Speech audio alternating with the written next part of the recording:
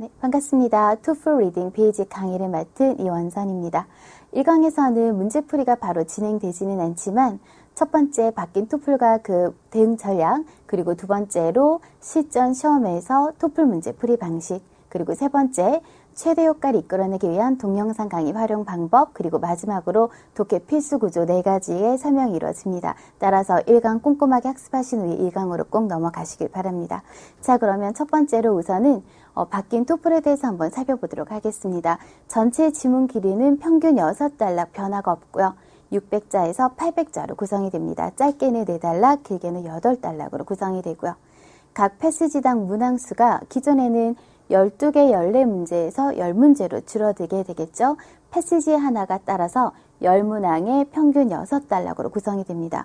그러면 전체 시험 시간에 우리는 이 패시지 하나의 틀을 총 3개를 푼다라고 보시면 되고요. 따라서 총 3개 패시지 아니면 더미가 만약에 출제가 되게 되면 4개 패시지를 풀게 됩니다. 더미에 관련해서는 조금 후에 제가 다시 설명을 드릴 거고요. 그리고 총 시험 시간이 기존 60분에서 더미가 출제되면 80분이 되죠. 그런데 문항수가 줄어들기 때문에 60분에서 54분으로 줄어들고 80분에서 더미가 출제가 됐을 때 72분으로 줄어들게 됩니다. 총 문제 유형은 10개로 구성이 되고요. 이 10개 문제 유형은 변화가 없고 따라서 문제풀이 전략도 변화가 없습니다. 자, 크게 차이점은 따라서 10문항으로 줄어드는 것, 그에 따라서 전체 시험 시간이 줄어든다. 이렇게 보시면 되겠네요. 자, 여러분들이 여기에서 문항수와 전체 시험 시간을 계산을 꼼꼼히 해봤을 때 각 문제당 할애할 수 있는 시간이 조금은 늘어나는 반면 기존과 약간 다르게 점차적으로 토플 문제들이 단순히 해석을 통해서 정답을 끌어내는 문제라기보다는 정독을 통해서 내용을 이해하고 오답 분석을 논리적으로 이끌어내는 문제가 많아진다고 보시면 됩니다. 따라서 문제 푸실 때 정확하게 오답 분석 논리적으로 하는 연습하시는 게 좋겠습니다. 자, 그리고 더미에 대해서 알려드리면 원래는 패시지를 3개 풀어야 되는데 하나 패시지가 더 출제가 된다고 보시면 되고요. 이 더미 문제 같은 경우는 출제 기관에서 앞으로 여러분들에게 줄 문제들을 미리 한번 테스트해 본다고 보시면 되고 그 문제가 문제로서 타당한지 적합한지 난이도가 어느 정도인지를 미리 한번 시험해 보는 문제입니다. 따라서 전체 패시지를 4개 풀게 되는데 결론적으로 이 더미 문제는 점수에 포함되지는 않습니다. 하지만 중요한 것은 총 4개 패시지 중에서 몇 번째가 더미 문제인지를 알 수가 없을 뿐더러 그리고 점차 더미 주제들이 다양해지고 있기 때문에 결론적으로 만약 여러분들이 시험장에서 더미 문제가 출제가 되면 전체 4개 패시지를 꼼꼼하게 꼭 풀어야 된다라는 결론이겠죠. 10개 문제 유형을 여러분들이 지금 보고 계신데 첫 번째 팩트랑 그리고 네거티브 팩트 문제가 같이 포함이 돼서 총 이제 현재는 9개가 나와 있고요. 전체 문제 유형은 10개로 구성이 되어 있습니다. 보시는 것처럼 팩트 문제와 보캐블러리 문제가 많은 부분을 차지하고 있습니다. 따라서 여러분들이 많은 어휘 그리고 동요를 외워야 될 거고요. 팩트 문제를 조금 꼼꼼하게 푸는 연습이 필요하겠죠. 팩트 문제를 잘 풀어야지 아래 나와 있는 이 모든 문제를 해결할 수가 있습니다. 왜냐하면 아랫부분에 나와 있는 문제들은 팩트 문제를 바탕으로 하기 때문이죠. 그래서 팩트 문제 조금 더 신경을 써두는 게 좋겠고요. 지금 옆에 가로에 나와 있는 문항수는 문항수가 10개로 바뀌면서 약간의 변동은 일어나겠습니다.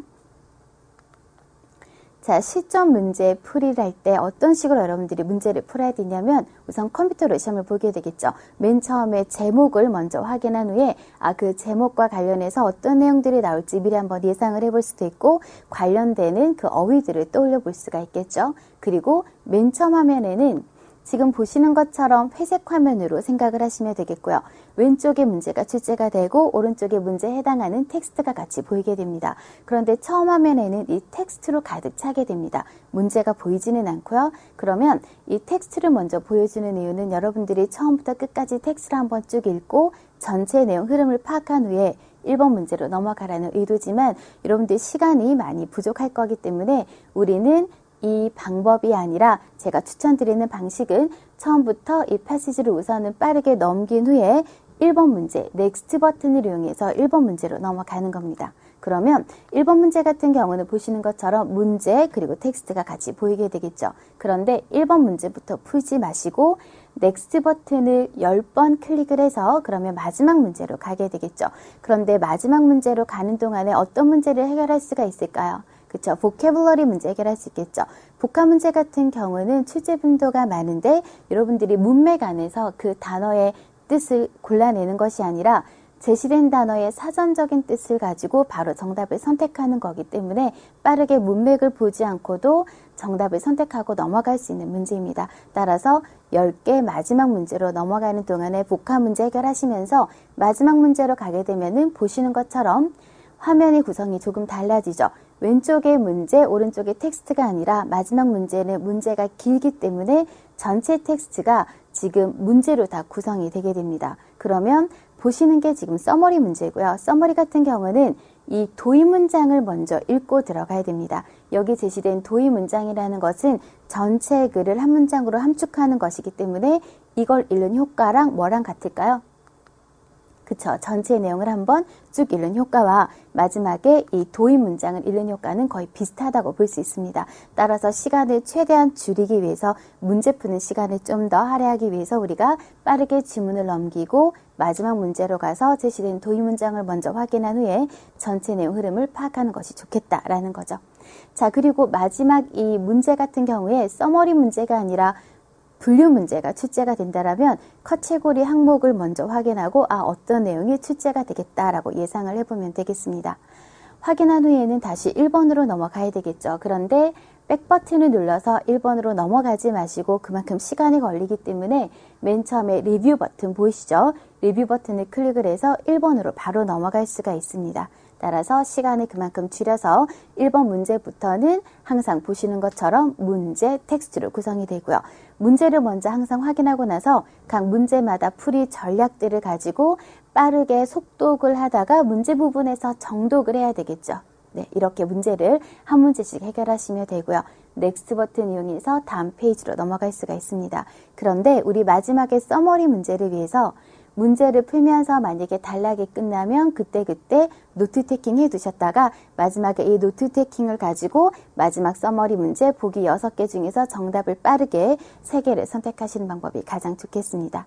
자, 그러면 우리 다시 한번 이 방법 정리해드리면 맨 처음에 타이틀 먼저 확인하시고요. 그리고 제시된 지문은 빠르게 넘겨서 마지막 문제로 가자. 마지막 문제를 가기 전에 중간중간에 보캐블러리 문제 해결하시면 되죠. 빠르게. 그리고 마지막 문제 같은 경우는 요약 문제 아니면 차트 문제 2개로 구성이 되고요. 요약 문제라면 그 제시된 도입 문장 하나를 읽고 전체 내용을 파악을 할 거고요. 만약에 차트 문제라면 카테고리를 먼저 확인한 상태에서 전체 내용을 파악할 수 있다. 그리고 백 버튼 이용해서 앞으로 1번으로 넘어가는 것이 아니라 리뷰 버튼을 이용해서 빠르게 한 번에 1번으로 넘어간 상태에서 그때는 순차적으로 문제를 풀어주시면 됩니다. 그런데 사이사이에 문제를 풀면서 단락이 끝날 때마다 키워드를 노트 테킹 해두셨다가 이 노트 테킹을 가지고 마지막에 서머리 문제를 해결한다. 이렇게 보시면 되겠네요. 자, 그러면 우리 이 강의를 통해서 여러분들이 어떻게 최대 효과를 끌어낼 수 있는지 그 동영상 강의 활용 방법을 설명을 드릴게요. 맨 처음에 오늘 듣고자 하는 그 강의 부분을 미리 확인한 상태에서 미리 그 부분의 내용들을 확인하고 문제를 푸시고요. 그런데 문제를 풀 때 중요한 것은 천천히 여유 시간을 가지고 생각을 하면서 모르는 단어를 찾아가면서 푼다라면 누구나 다 정답을 맞추겠죠. 그런데 실제 시험에서는 시간이 없기 때문에 긴장된 순간에서 문제를 빠르게 풀어야 되겠죠. 따라서 여러분들이 혼자 과제를 하실 때도 실제 시험이라는 생각으로 빠르게 문제를 풀어야 됩니다. 그러면 문제 하나당 몇 분 정도 할애가 돼야 되느냐라고 질문을 많이 하시는데 지문마다 지문 길이가 조금씩 다르기 때문에 시간을 우리가 잴 수는 없고요. 단지 시험이라는 생각으로 약간 긴장하면서 빠르게 한번 처음부터 끝까지 푸시고 그리고 채점을 해야 되겠죠. 채점한 후에 여러분들이 틀린 부분은 꼭 오답 분석을 미리 하셔야 됩니다. 제 오답 분석을 듣기 전에 미리 한번 생각을 한 상태에서 내 스스로 오답 분석한 것이 맞는지를 확인을 해보는 게 중요하겠죠. 그리고 오답 분석하실 때는 해당 부분에 단어도 좀 찾아보시고 그리고 정확한 해석도 한번 해본 상태에서 왜 틀렸는지 이유를 찾아봐야 되겠죠. 그리고 마지막으로는 여러분들이 다뤘던 그 지문에 모르는 단어들을 수첩에다가 따로 정리를 하고 암기를 하시는 게 좋겠습니다.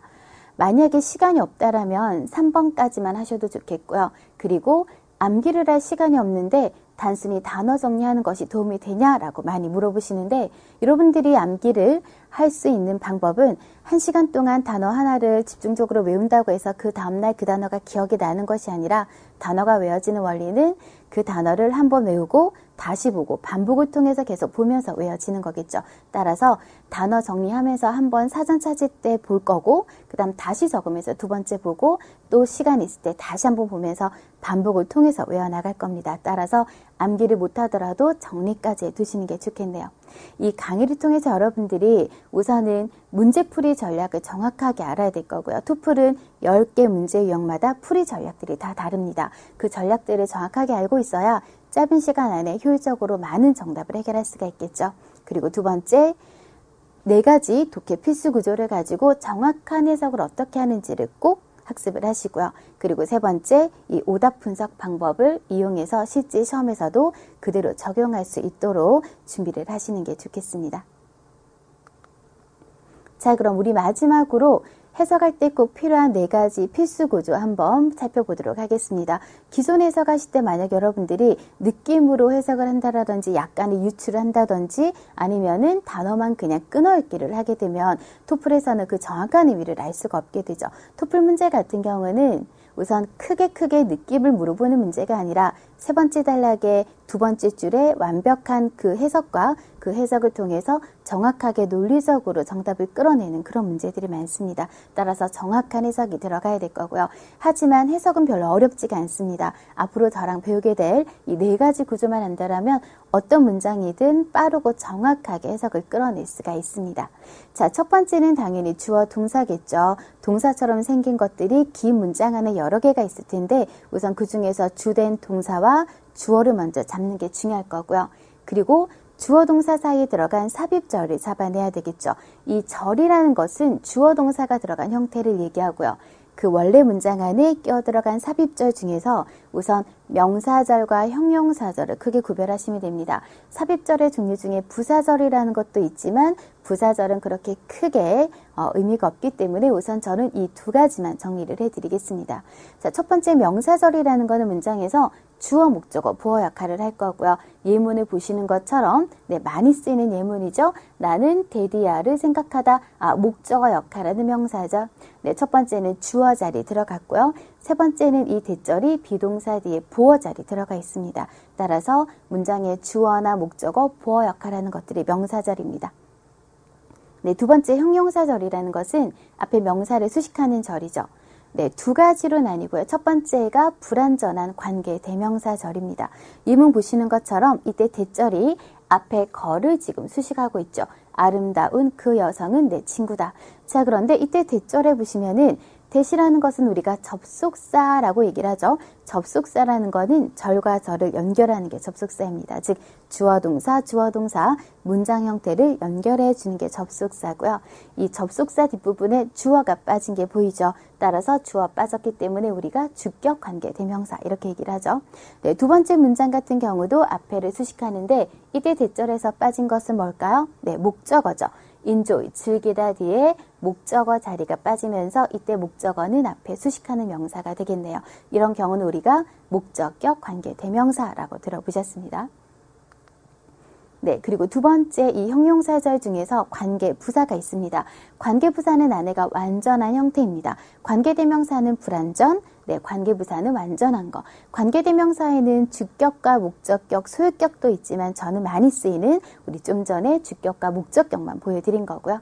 완전 형용사절 관계부사는 시간, 장소인 경우에는 여러 가지 명사가 올 수 있겠죠. 예를 들어 장소 같은 경우는 도서관이 될 수도 있고 집이 될 수도 있고 학원이 될 수도 있고요. 만약에 물고기랑 관련된 내용이면 이 물이라는 것도 장소가 될 수 있겠죠. 그런데 the reason, the way라는 단어는 이 단어가 정해져 있는 상태입니다. 그리고 이 4가지 접속사는 해석을 하지는 않습니다. 앞에 명사를 수식하는 역할을 하게 되겠죠. 첫 번째 예문에 보시면은 나는 시간을 알고 있다. 그런데 when이라는 접속사가 time을 지금 수식하죠.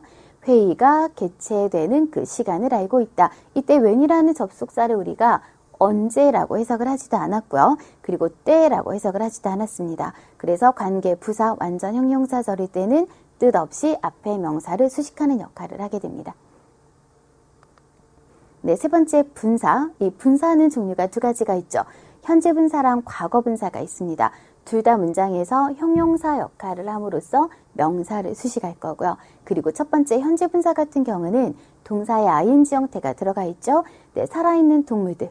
그리고 과거 분사 같은 경우는 네, 동사의 ed, 규칙 변화나 불규칙 변화, 네, 주문되어진 상품들 이렇게 수식을 하게 되죠. 그런데 수식을 할 때 보시는 것처럼 단독으로 쓰일 때는 앞에서 뒤에 명사를 수식을 할 거고요. 구가 만약에 되면 뒤에서 앞에 명사를 수식한다. 네, 요거 하나 기억하겠습니다. 그리고 마지막으로 분사 구문입니다. 분사 구문이라는 것은 형태는 동일하죠, 여러분. 현재 분사와 과거 분사를 이용했지만 차이점은 뭘까요? 좀 전에 현재 분사, 과거 분사는 형용사 역할을 하면서 명사를 수식하는 역할을 했다라면 이 분사 구문 같은 경우는 문장이 완전히 끝난 상태에서 부연 설명 역할을 하게 됩니다. 따라서 문장이 끝나고 독립적으로 조금 길게 따라오는 부연 설명이라고 보시면 되겠고요. 주로는 콤마를 찍어주게 되죠. 힌트로. 그런데 콤마는 무조건 찍어주진 않습니다. 예문 한번 보시면은 땀은 우리의 몸을 시원하게 만든다. 그리고 앞에 문장이 끝나고 콤마에서 약간 힌트를 주면서 뒷부분에 ing라는 형태가 길게 독립적으로 쓰였죠. 몸의 온도를 줄이면서. 네, 두 번째 과거 분사 이용한 분사구문 보시면은 네, 앞부분에 뒷문장에 대해서 앞쪽으로 지금 부가 설명이 들어갔고요. 진흙으로 만들어지면서 그 도자기는 다양한 용도를 가진다. ing 같은 경우는 현재 분사가 능동과 진행의 의미가 있기 때문에 우리가 하면서라고 해석을 할 거고요. 그리고 과거 분사는 수동과 완료 의미, 반대 의미를 가지죠. 따라서 우리가 되면서라고 해석을 편하게 할 겁니다. 자, 여기서 여러분들께 이 분사 구문이 만들어지는 원리를 조금 간단하게 보여드리면 앞에 주절은 그냥 건들면 안 되죠. 그대로 놔둔 상태에서 뒷문장의 원래 형태는 조금 길게 접속사가 있었고요. as라는 접속사는 많은 뜻을 가지기 때문에 우선 편하게 as라는 접속사를 끌어냈습니다. 그리고 앞에 주어랑 뒤에 주어가 같았습니다. 따라서 sweat을 is로 받고 시제가 같았습니다. 따라서 원래 시제가 reduce가 되겠죠. 네, 원래는 이런 문장인데 이 상태에서 이 as 부분이 부사절입니다, 여러분. 이 부사절에서 앞에 주절은 건드리지 마시고요. 이 삽입절에서 첫 번째 접속사를 없앤다. 두 번째 주어가 같은 경우 없앤다. 그리고 세 번째 시제가 같은 경우에 동사에 ing를 붙이자. 이 방법에 따라서 우리가 보는 분사구문이 나왔습니다. 과거분사 분사구문도 동일한 상태에서 나왔는데 앞에 being이라는 것은 생략이 되기 때문에 PP 형태가 보이게 되겠네요. 자, 그러면 이 네 가지 다시 한번 정리해보면 첫 번째 주어 동사, 그리고 두 번째는 크게 삽입절 두 가지, 명사절, 주어 목적어 보아자리, 그리고 형용사절은 앞에 명사 수식하는 거. 네, 불완전한 관계대명사가 있었고 완전한 관계부사 있었죠. 그리고 세 번째로는 분사. 분사라는 거는 형용사 역할로 수식하는 역할을 하는데 분사구문은 그 차이점은 형태는 같지만 문장이 끝나고 독립적으로 부가 설명하는 역할을 한다. 요 네 가지 정리하시면 되겠네요. 자, 그럼 우리 마지막으로 예문을 통해서 그 네 가지 구조가 어떻게 문장 안에 적용이 되는지, 어떻게 쉽게 해석을 끌어낼 수 있는지 살펴보도록 하겠습니다. 자, 첫 번째 예문에 보시면 spawning, 산란하는 것은, 그러면 산란은 발생합니다. 빠르게 흐르는 물에서. 네, 형용사죠. 중간에 대시로 연결. 빠르게 흐르는 물에서 발생합니다. 이 where이라는 것이 삽입절이 되겠죠. 장소 where, water이 장소가 되면서 이때 where은 해석을 하지는 않습니다. 완전한 형용사절, 관계, 부사. 뒷부분에 완전하죠. 바닥이 작은 돌로 구성된 그 빠르게 흐르는 물에서 발생한다. 자, 두 번째 문장 보시면은 박쥐 날개는 뭐뭐로 구성되다 라는 표현이고요. lengthen이라는 단어가 원래는 연장시키다 라는 동사였죠. 그런데 동사에 ed를 붙여서 과거 분사가 되면서 형용사 역할이니까 명사를 수식하죠. 따라서 연장된 hand, 손. 자, 그리고 뒷부분에 보시면은 covered 같은 경우도 동사는 아닙니다. 앞에 이미 동사가 존재하죠. 따라서 이 부분도 과거분사가 되면서 네, 명사를 수식하겠죠. 자, 그런데 여기서 보시는 것처럼 분사가 단독으로 쓰였을 때는 앞에서 뒤에 명사를 수식을 하게 되고요. 분사가 구형태가 됐을 때 뒤에 단어들이 더 붙어서 구형태가 됐을 때는 뒤에서 앞에 명사를 수식하게 됩니다. 이게 가장 기본적인 원칙이라고 받으시면 되고요. 리딩에서 하지만 예외는 존재하겠죠. 네, 세 번째 문장 보겠습니다. One major change. 한 가지 주된 변화는 비동사 뒤에 대절이 왔습니다. 비동사 같은 경우는 이다라는 대표적인 뜻이죠. 여러분들 이다 뒤에 을르리라는 목적어가 올 수가 있을까요? 네, 못 오겠죠? 을르리다. 말이 안 되죠. 따라서 비동사 뒤에는 편안하게 보어로 생각을 하면 되겠네요.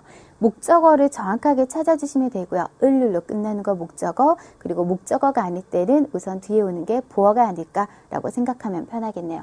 자, 대절 안에 사람들이 책을 원했다라는 것이었다.